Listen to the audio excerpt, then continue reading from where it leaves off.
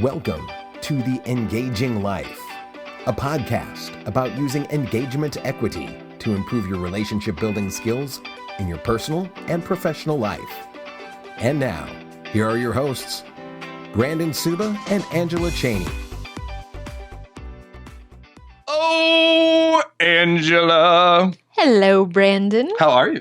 I am much better, thank you. I know if you've been listening consistently, your voice sounds much better. You seem to have a little I am past more COVID. pep in your step Yep, there. that was a rough one last time. Gosh, that was crazy. I think I went and took a car nap directly after we recorded. Oh my gosh, I believe that. But you Yeah. made it through. Yes. You did really, really well. I hope if you didn't see the episode, what I loved was the insight of the episode because it was firsthand. You were in the. I was in it. In it. You Yeah. were in it. So anyways, welcome to the Engaging Life podcast. If you don't, okay, nope, I'm going to start over. Not for you guys. You can just keep listening as we have this fun conversation. So I'm really finally happy with my hair. Good. Like, it's been It a long. looks exactly the same. No, it doesn't though. It does. And if you're curious about this, check out our YouTube channel at Pixel Fire on YouTube, and you get to see. But no, it doesn't. Because see how this comes back now? Okay, what was it before? It was buzzed. And so it got to the point that it would some would be down, some would stick out, and it just I think I have a weird head. I've only shaved it twice in my life. And once I was young and the other one I would have been in high school. You were in the neo-Nazi group? I was in a drum corps. A skinhead drum corps? It wasn't, and I shouldn't say shaved then. I buzzed my head. Okay. And it's just, I think I have a very oval face. I don't know. Leave in the comments if you feel my face is oval. So I use my hair I think it's more triangular. bounce it. Well, there's the problem. My daughter's watching Phineas and Ferb, and Phineas has a triangle head, actually. Phineas. Yes. Phineas. Not Phineas. Yeah, I'm a big fan of that show. I don't That's mind. fantastic. I don't mind when it's on. I love that one. It I'll still watch it sometimes. Me. Have you noticed, too, they have a superhero episode, and they had all the Marvel people. And I'm I like, don't think I saw that one. holy cool. Well, probably because Are it they came still out. making it? Yes, like these came out recently. And what threw me off, I'm like, how did they get the rights for this? And then I thought of Disney Plus, and I'm like, oh, because they own everything. Right. So Phoenix, Hmm. superhero one, and then there was another one, Star Wars one. Really? Yeah, it's I'm gonna really have cool. to look those up. Really cool, because you have all this free time, right? Yes. Hmm. Okay, so I picked a topic today. I was going to say it's a little specific, but I don't think it is. But it's inviting. And I talk a lot about task versus purpose. And I think a lot of times inviting falls under the task category. Okay. And I'm preaching to those in networking groups and organizations that want to grow. And I do believe you should have the passion to grow. You should have the culture that allows growth. But when it comes to the inviting task, I think you get the people that shut down. To tell you the truth, in a group of, we'll use 10 because I'm not great with math, but in a group of 10 people, only 3 of them are probably going to actively invite. You've got about 4 that are going to try, and then everybody else just does they're working real hard. I think Right. they'll do it. Yeah. Right? And it is 100% task versus purpose. Now, you've been to many, I'm just visitor days, right? Sure. It's like a closed network group or a philanthropic group where they bring in a bunch of visitors. Mm-hmm. Have you been to a bad one? Like we're just, Oh, of course. there weren't many. Yes.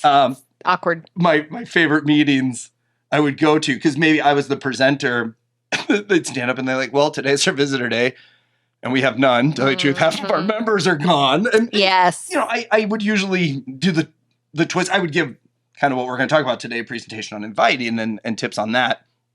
But then have you ever been to a crazy good one? Oh, yeah.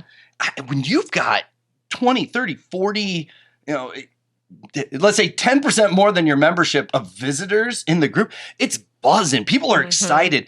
And I think for those that sit back and let others just do all the work, they need to experience that because then they see the purpose behind it. You've got 5 new faces that came out of it. I always love it when one of the faces that was invited is a referral partner for the person that didn't do the work and now is benefiting from it. So today I want to talk about inviting. I'm going to share a story, go figure, out of the shoot that really opened up my eyes. And it really is the sales tactic of if you don't ask for the sale, the answer is always No. So if you don't make the invite, either someone else is going to do it or they're never going to have the opportunity. Sure. So here's the story. My dad ran a food manufacturing plant and they had salespeople across the United States. And I always thought to myself, I could invite them, but they don't need it because I feel this group is more local and they're all across the United States, so it won't do them any good. Sure. So I went to my meeting one morning, and Dee was one of the salespeople. I know, and she goes to our church, so I knew her personally. And I walk in and she's right there. And I was like, Dee, good morning. What are you doing here? And our good friend Sherry had invited her. Oh. And I'm just thinking, how many times have we been at church together? Have I been in the office chatting? Never thought of it. Yeah, and it's because I said she couldn't use this. Right. Right? So you assumed. I assumed. And what happens when you assume? So the biggest piece that I want you to take out of this today is when you make the decision for the person, you're probably wrong. Yes. And there's the platinum rule. You know, just because maybe you wouldn't have benefited if you had a national job. Right. Does not mean the person who is in that position feels the same way. Correct. So when it comes to inviting, don't make the assumption. Give them the opportunity. Okay. So that day I learned, and it took me a while in sales too, to just ask for the sale every time, not pushy, not aggressively, just ask for it. Right. And how I did that was simply, would you like to get on the schedule today? Very nonchalant. And so when you think about inviting, don't make the assumption. I want to talk about the groups. So you have a visitor day. Your group, and I've seen this. I've actually presented at a Rotary group that wanted to grow, and they were having challenges grow. And one of the guys knew that I had experience in this, so I came and I talked to him. And the first thing I asked him, I was like, "So what is the culture? When you invite somebody, what do you want them to see?" Okay. And what do you think the most common answer was? Success. Nope.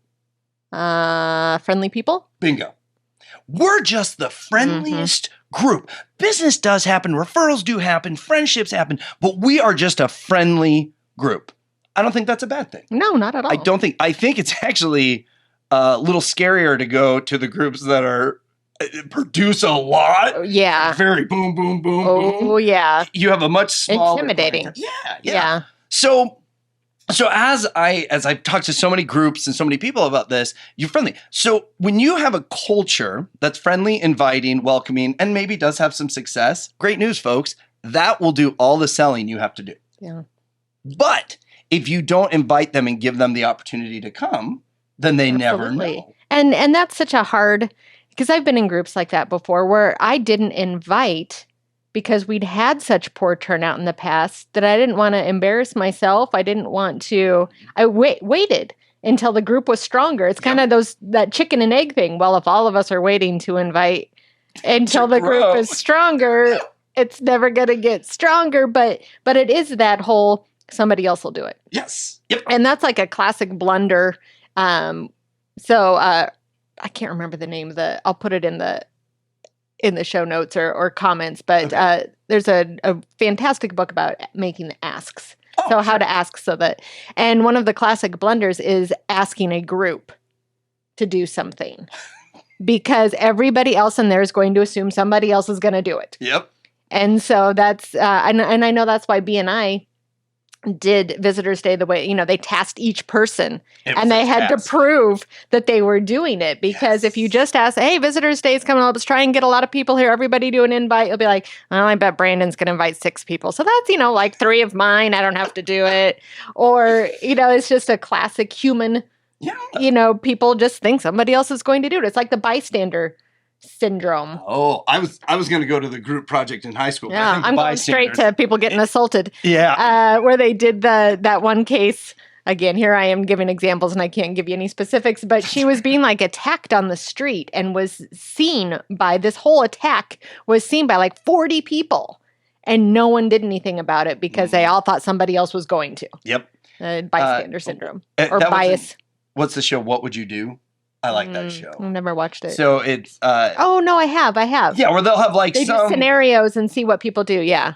And I don't know if they pick and choose. It seems like all of them It have somebody seems that a shines. little scripted. What? That What? next thing you're telling us reality shows No. aren't real. The Kardashians probably are following a script. No, I know. that's I've their just life. ruined all of your illusions. It was Laguna Beach, which is really Oh, old. that one was really real. I thought it was, and then when I learned it wasn't, it was a harsh reality. Okay, anyways, all right. So when you're talking about inviting for your group, here's the deal.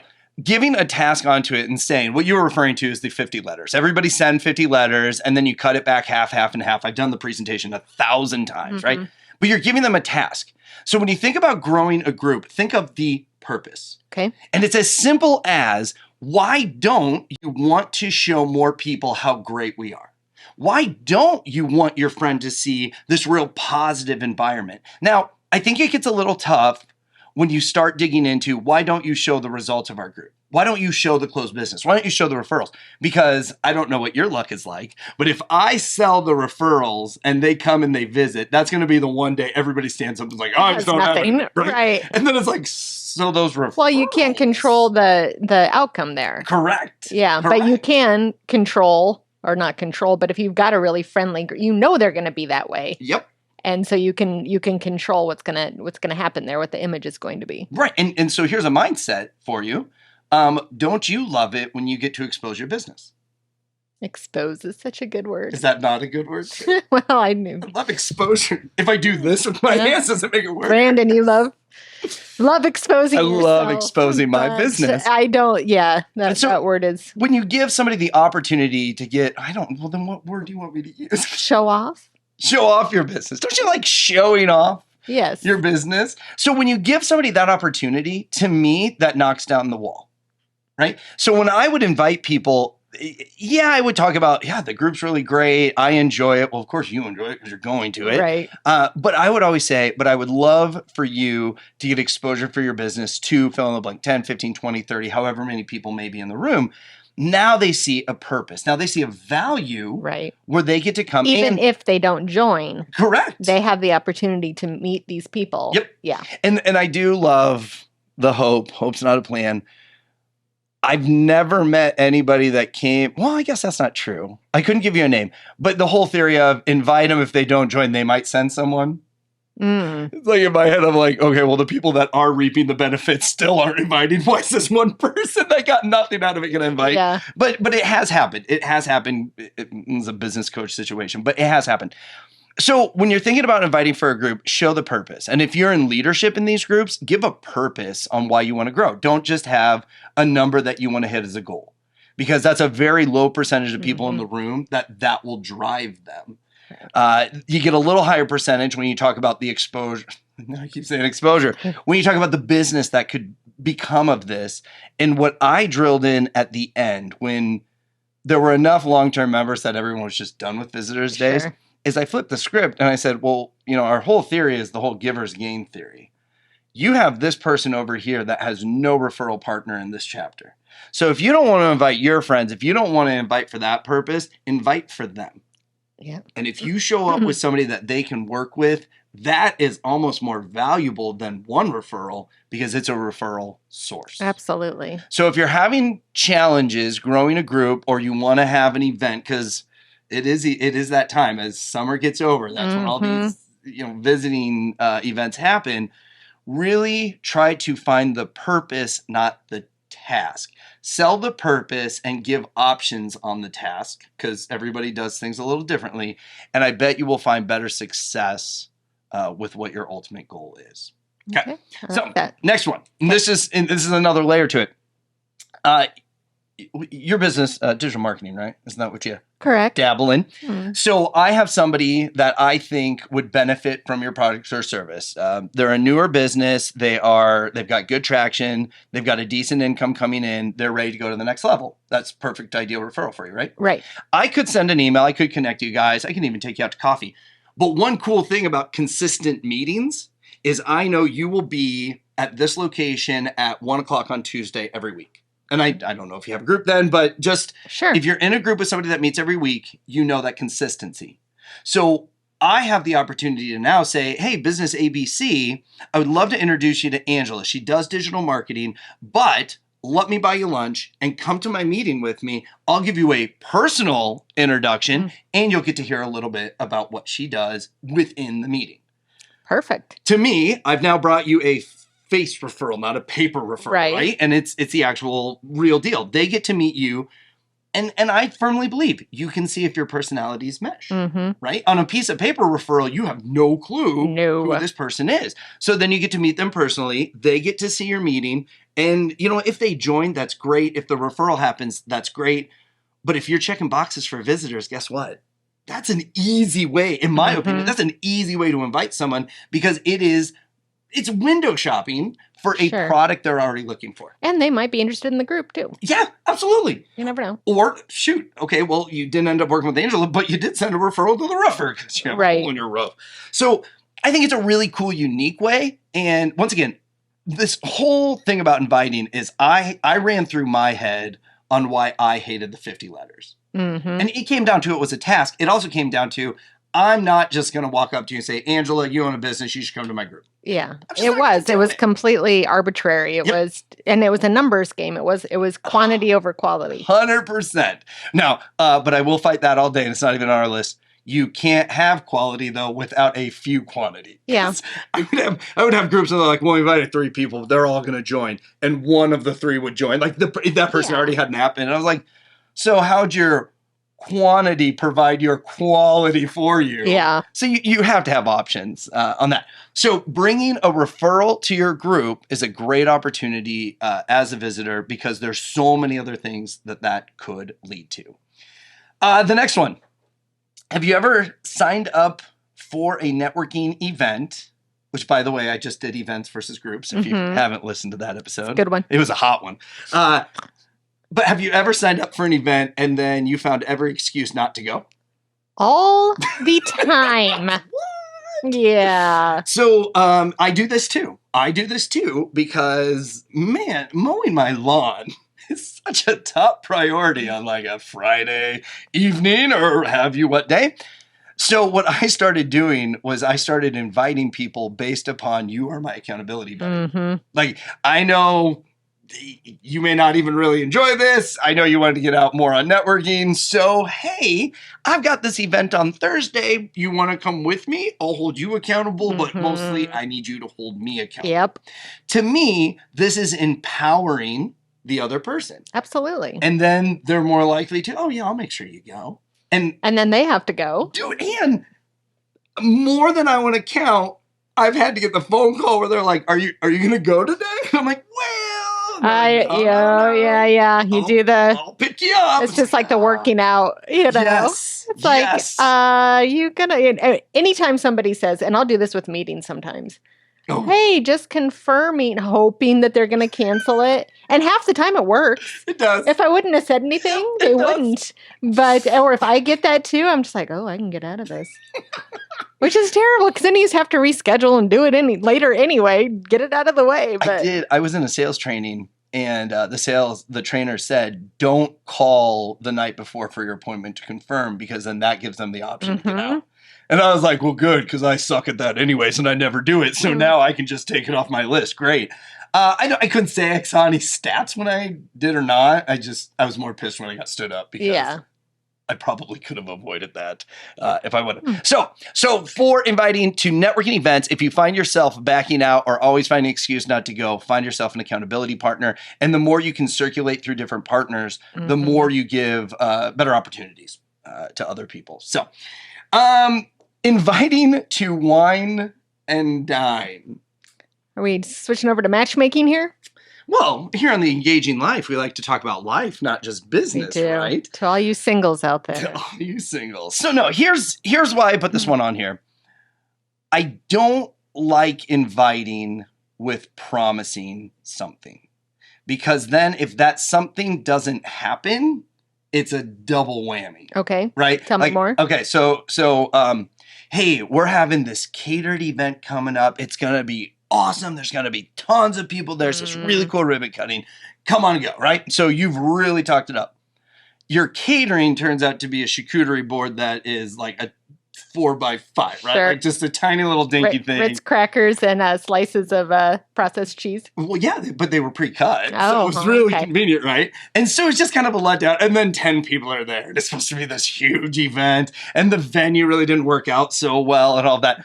I really think you should be careful when you're making promises. This is very much under promise and over deliver. Yeah. Because you can't always know what you're going to get. And mind you, if the person comes because they want this fantastic charcuterie board, they're probably a little shallow anyways. But when you let them down, that's just like in sales, when you offer something and then you have to come back and say, oh, we actually can't do that. Right. Right. You want to have that expectation set. So I don't think inviting a visitor off of what the food is, who the speaker is, although that does bring people in. It does. But once again, okay, so you told me the speaker's going to be amazing. I came and... Or a lot of the times the speaker will back out. Ooh, or they'll sell you. That's the one I hate the most, when it's like a motivational speaker and I'm buying it and I'm like, this is amazing. And they're like, so for $2.99, you can buy the whole program. Right. And a lot of the times people who bring in outside speakers, they don't know they're going to do that. Yes. You know, they slide in there. It's like, in the mortgage world, I did a couple presentations for a housing advisory. And it was sad that they had to say, now you can't sell during this. And I'm sure because they've had so many people come in and do sell, it, yeah. But I have the knowledge and background. I'm just like, oh gosh, I would never do that. Right. And I still got deals out of it, but yeah, you just can't go in that mindset. So that's why I hesitate to promise who it is. Plus, you might care more about the speaker than I do. That's very true. And they might be like, this is completely irrelevant, or they hate them. Yes. And I don't want to say hate in this situation, but we have a very famous football coach here in Nebraska. You may know Tom Osborne. I've heard his same speech a few times when I was involved more with Optimist Group. And I'll be honest with you, I don't need to hear it again. I agree. So it's one of those, if you're selling on what the event is, what the cool stuff, the flashies are, I really back off of that, because if that's what gets the person there, you're never going to reach your ultimate goal, which is ultimately joining. Correct. Right? So I hope that gives you good opportunities of inviting something a little different and a different way to think about it, because that's what I had to do. I had to change my mindset from I'm inviting Angela to this group to join. Because then I'm not going to ask you because I feel like I'm pressuring you. I'm going to make the decision for you anyways, so don't even waste your time thinking about it. And when I took all of that stress off, and it was just, Angela, you were mentioning you need carpet cleaning, and I know that's pretty arbitrary, but I have an awesome carpet cleaner. Would you love to come and meet him? I'll buy you lunch. Yeah. And once again, not selling the lunch. I want to be very clear, because could be good, could be bad. Yeah, DJ Dugout Tacos are really good after 20 times, and they get a little shady on there. But take the pressure off of the close, because you're not selling somebody when you invite. And when you think about this, you'll have more people attending philanthropic nonprofit. Ooh, that murdered that. And maybe they end up donating. Or maybe, they buy a benefit table or something like that. And that builds that. Now, did they join? No. But we still got something out of it that was never purposely sold to them. Or in networking world, it's as simple as I'm in a networking group for referrals. I think you could use referrals in your business. Would you like to come check it out? Mm-hmm. I mean, it's just simple. We overthink it. And that's why people don't want to do it. And if you give me a task on if you tell me how to do it, then I'm really not going to do it. And so at the end of, we used to call it visitor day season in my house, because I was gone for like 3 months. Yeah. But at the end of when I was doing visitor day presentations, it was 100% shoot an email, send a text. If you know these people well enough, platinum rule, invite them the way they need to be invited. Sorry, groups that we can't account for 50 letters for each person now. I do think there are some people that need that accountability, but they're going to half-ass it anyway. So you're not going to get the results. Yeah, why bother? Yeah, give them a little more freedom. So if you're in a group, organization, all of that, taking the pressure off and making sure you show the purpose versus the task of doing it, I have a good feeling your next event will be full of visitors.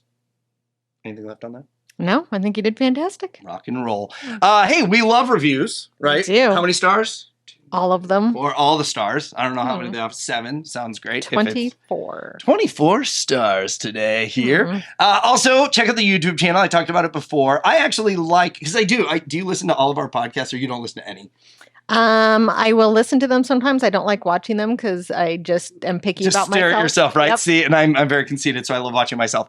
I met somebody who was one of the best Facebook livers I knew personally. Okay. And I told her that. I'm like, she did makeup and everything. And I'm like, don't need the products or anything, but I still watched like 20 minutes of the tutorial. And I go, so do you go back and review? And she goes, no, I'd never watch myself. I'm like, well, you're really good. You probably would just be a little bit better if you did. I don't know what that looks like, but you critique yourself, right? Oh, Anyway, yeah. So if you want to critique us, go check out the Facebook page or the, not the Facebook page, the YouTube page. Tell us if you like Brandon's hair and tell me if I slouch because Currently. that's all I look at when I'm just like, I'm slouching again. So I'm over here doing this. See, with polos, they can be very showing, so I try to keep a straight back. Which, totally non-related, if you're ever at a group and the chiropractor is giving the presentation, whatever kind it is, look around the room and you will see everybody Sitting up a little straight. taller that day. That's too funny. So anyways, thank you so much, everybody, for tuning in today. Hope to see you on the YouTube. You can check us out on any platform here. Subscribe, tell your friends about us, but most importantly, we'll talk to you next time.